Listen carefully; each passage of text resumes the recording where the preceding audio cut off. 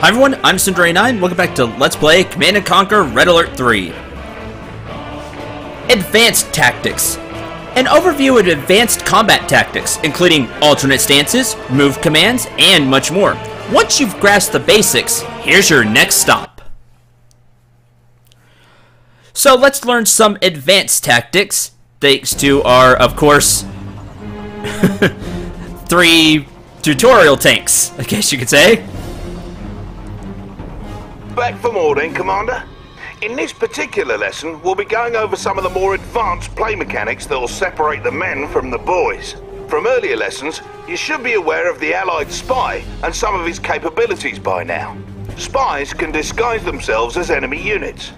Only scout units, the Allied attack dog, Soviet warbear, and Imperial burst drone can detect disguised enemy units. Spies and Imperial shinobi can also infiltrate enemy structures. When you infiltrate a structure, it'll impair your enemy's base in various ways, which should give you the upper hand. For example, if you infiltrate that enemy reactor, the entire base will power down for a while. Go ahead and infiltrate the instant generator by right-clicking on it whilst your spy is selected. So we're gonna do that. Quickly now, before I'm spotted. Operation underway. Operation underway. So, the spy is already disguised as a Imperial force. So, we're just going to have him Let's see what they've got. run this way and infiltrate the instant generator. Don't mind if I do. As you can see, they're not attacking any of the units because they can't tell. Now the entire base is powered down. Excellent, Commander. By infiltrating their generator, you've brought down their entire base's power, which in turn powered down their base defenses. That will certainly make it easier to destroy their base, stupid robots. Oh no! It appears the Empire of the Rising Sun is sending in a force to destroy your tanks. You'll need to retreat your tanks back to your base. A clever way of doing that is to reverse move them back to your base. This will allow them to continue attacking those enemy units while retreating to a safer location. To reverse move your units, select them and press the D key on your keyboard. Notice how your cursor changed. Right-click on the target destination near your construction yard to order your tanks to retreat. Another benefit of reverse moving is that it keeps a unit's stronger front armor facing the enemy. Most vehicles are more vulnerable from the rear and flanks. So when you retreat from enemies using a normal move command, you'll turn tail and take more damage. Reverse moving allows your unit's stronger front armor to take the brunt of the fire. Good job, sir. Your units made it back and were able to whittle down those enemy tanks health enough for your base defenses to finish them off. Had you issued a normal move order back to your base, your Guardian tanks might not have fared as well. Incidentally, should the enemy catch you off guard with an attack, listen for audio cues from your intel officer and visual cues on radar to tip you off. To jump to the most recent radar event, just hit the spacebar. Or to get back to your main base from anywhere in battle, tap the H key.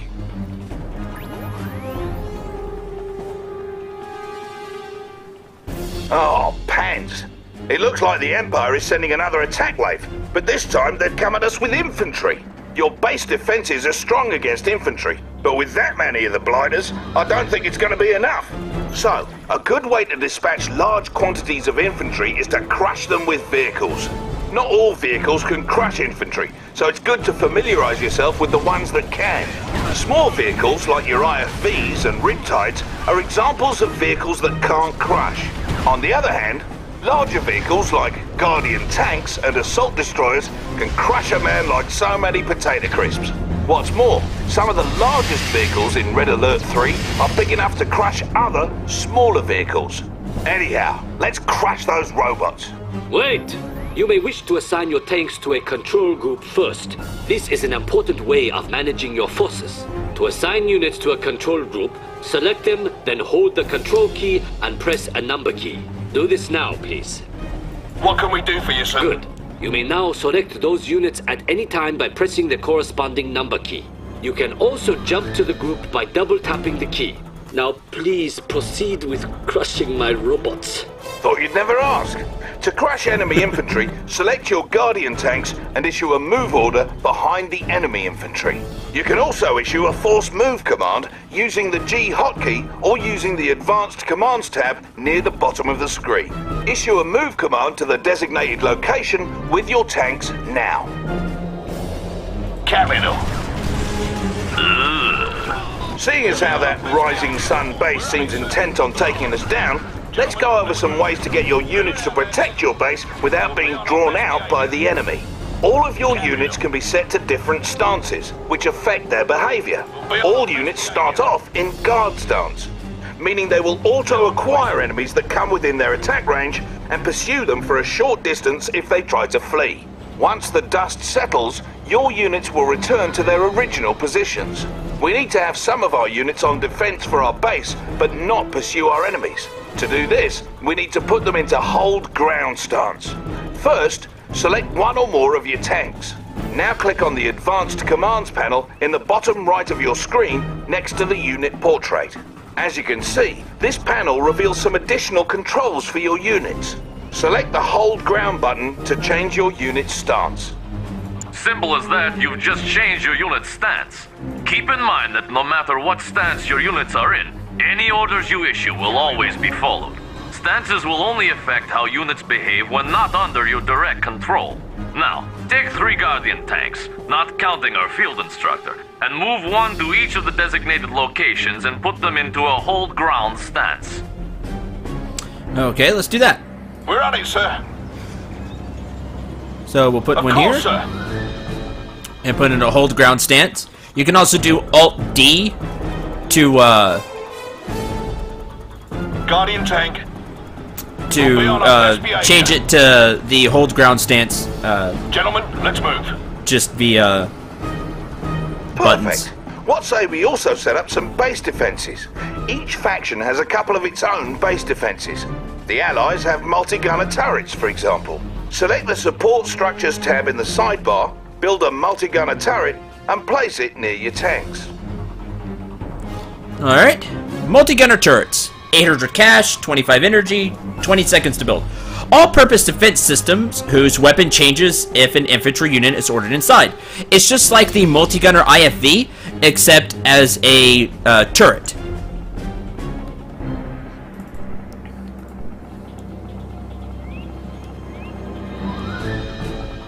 So now we just need to wait for it to build. Now, to be honest, I forget about the stances and the movement where the armor is still facing the front. I forget about that a lot. Multi-gunner turrets change weapons if you put different infantry into them, though the rocket launchers they use by default should be handy in most cases. You can also That's true. build walls from your support structures queue. To do so, build and place one wall segment, then build and place another along the same row as the first. You'll see the build grid show green to indicate where you can form a solid wall. Careful though, each wall segment costs you, so longer walls are more expensive. Walls are useful for blocking smaller forces like those pesky engineers, always trying to steal your structures. Yes. Go on and try building a solid wall at the front of your base. Okay. So I'll build the wall here. So that's one.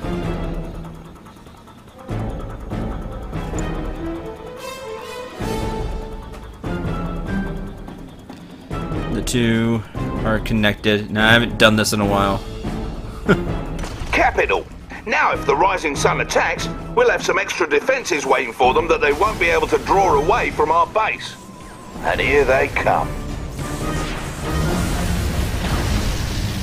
And you continue to build the wall. Where else are they attacking from? Over here. As you can see, they've decided to retreat back to base, but your Guardian tanks stood their ground and didn't continue after them. Had your Guardian tanks followed them back, they most likely would have been destroyed by the Empire's own base defenses. Yes, the Empire's base defenses are quite impressive. You may need to use combined arms to defeat them. In fact, if you depend overmuch on just one or two types of units, you are bound to fail. Thankfully, it is easy to manage multiple types of units at once. Try selecting all your combat forces on the battlefield using the Q key. Good. Notice you have multiple unit types in the contextual tab in your sidebar at right. One type of unit in your group will always be selected. To cycle between unit types, simply tap the tab hotkey. Try this now. Switching unit types in this fashion makes it easier to use your mixed group special abilities without deselecting the group. We should also briefly touch on waypoint mode for its useful. Waypoint mode lets you queue up move or attack orders. To use waypoint mode, hold the Alt key while issuing move or attack orders as normal with units selected. Your units will complete the orders in sequence. Approaching area.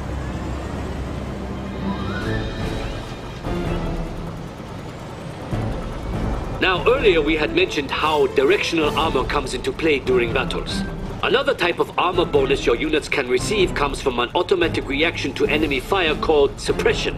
Suppression only affects infantry units. When infantry units become suppressed, they go prone on the ground and continue firing. Suppressed infantry are slower, but more resistant to damage. Send your infantry into that city square there and attack that garrison structure.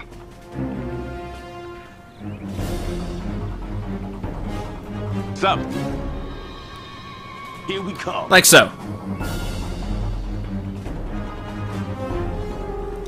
Now watch as how fast they move now, and then they're going to go prone Take these fools. when they start to get fired upon. Banzai! As you approached the structure, your units came under enemy fire, and some of them were suppressed as a result of the enemy attacks. Due to this suppressed position, your units could absorb more damage and in turn deal more damage to that enemy structure, allowing them to destroy it. Ow! What was that for? That was for my robots. Well, good job, Commander. You now know some of the advanced tactics that'll surely make you a worthy adversary on the battlefield. And would you believe it, there are still more advanced tactics and commands for you to learn. Just dig into the options screen for a complete command list. But do that on your own time. This lesson's over, and there's only one more left. We're heading over to it now. Yay, confetti! So there you go. There's some advanced options you get.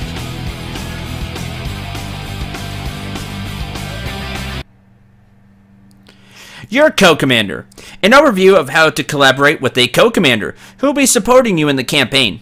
Learn about command directives and special tactics.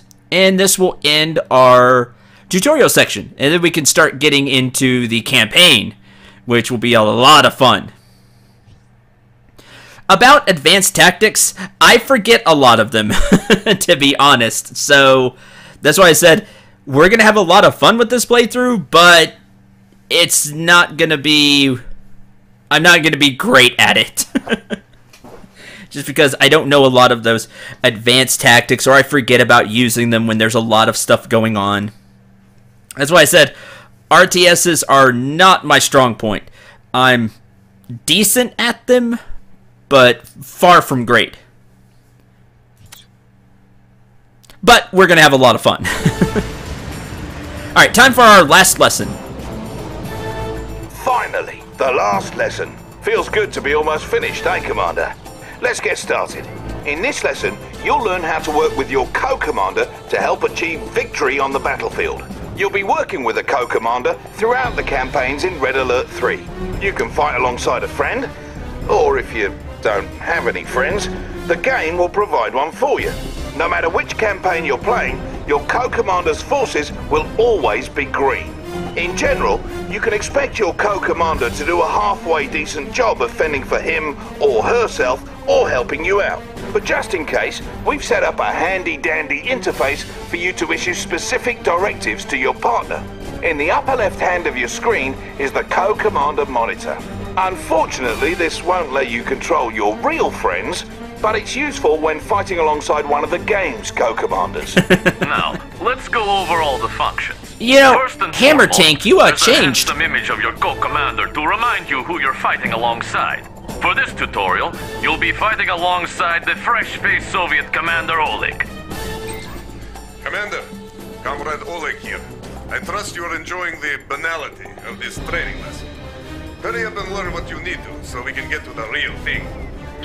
Right next to his Yay, portrait acting. are the various directives you can issue. Basically, you can boss him around. The Basically. first is take position, which causes Unlike your my real co-commander friends. to immediately send his available forces to a target location. To issue this directive, select the Take Position button. Then move your cursor over the battlefield and left-click again in the target area. Go ahead, please. New objective received. So we're gonna command Oleg to take this position. I'm with you, comrade. So he's gonna build some forces, and whatever forces he currently does have, he's going to go ahead and send over here. Your co-commander can help you out. Like I said, if you have somebody to play with, they can play as this person, I believe. Good. Notice how Oleg promptly responded by sending his forces to the position you requested. Now, the next directive is Strike Target. This directive makes your co-commander immediately send available forces to destroy that target, and anything nearby. Much like last time, to issue a Strike Target directive, you must first select the button, then move your cursor over an enemy, and left-click on it. Issue a Strike Target directive on that enemy boot camp. New objective received. Now, unfortunately, none of my friends were ever interested in Red Alert or Command and Conquer I'll in take care of general, him for you. so I don't have anybody to play with. So I'll just be using the AI co-commander. So by using the Strike Target command, Oleg will send the troops he has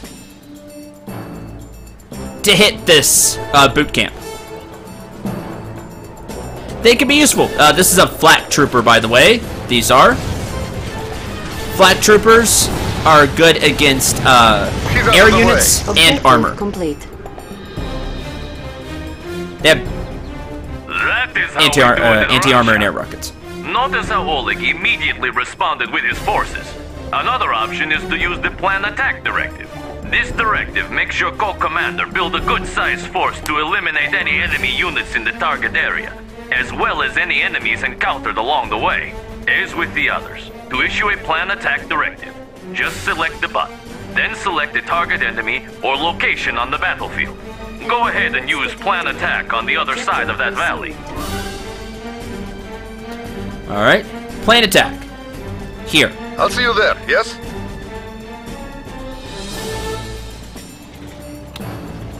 Now also has a hammer tank, which is what our instructor was.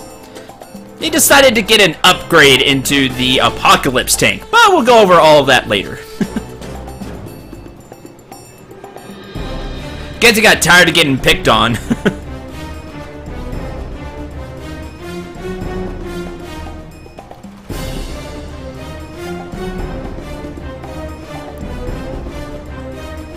There we go. Now they made it. Our ally is under attack.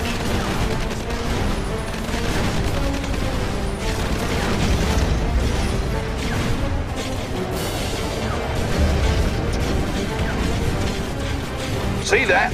Your co-commander's always got your back, Commander.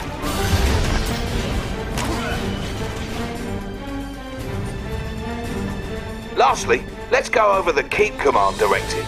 This one makes your co-commander fend for him or herself, and he or she will always do so by default.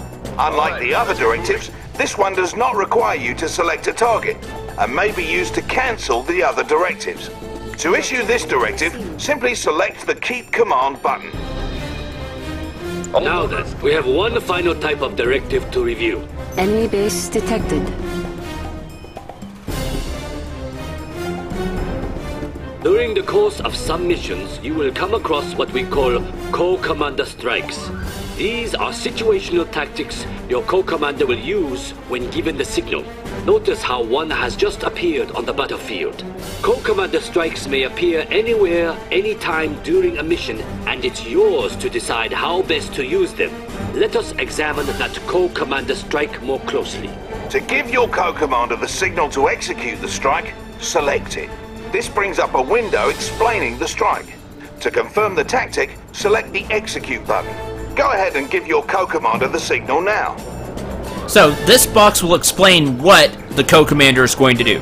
The co-commander is going to build twin blades to attack this location. New objective received. So that is now what he's going what Commander Oleg, in this case, is going to do. He's going to kind of drop everything, build some twin blades, which are here. They're an air unit for the Soviets. They're an attack chopper, you could say. He's going to do that and attack over here, because that's what we told him to do. Co-commander strikes can be very useful, but like they said, it's up to you to decide when to use them. Oh, here come our twin blades.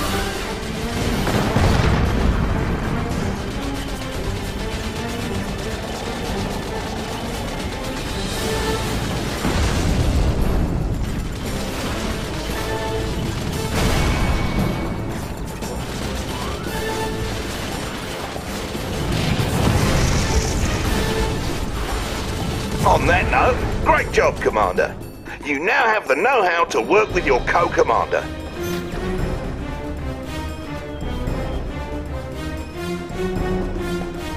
As you can see, your co-commander can help you do some of the heavy lifting. Now get out there and knock some heads together. Go on, what are you waiting for? A fancy ending with a sappy montage? As for you, boys, the truce is off! Finally, you jerks! Shut up!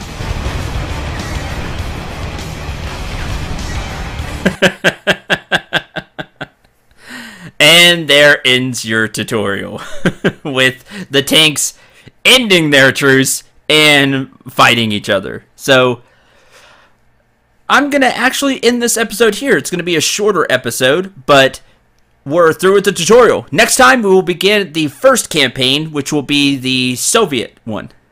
Until then, thank you very much for watching. Hope you enjoyed. Hope you had a lot of fun, a lot of laughs. And you got the first taste of kind of the acting with Oleg there. There will be a lot more. It's always entertaining. At least it is to me. Like I said, next time, the Soviet campaign. Till then, I'm Cendril 9. Remember to shoot for the stars, and take care, everyone.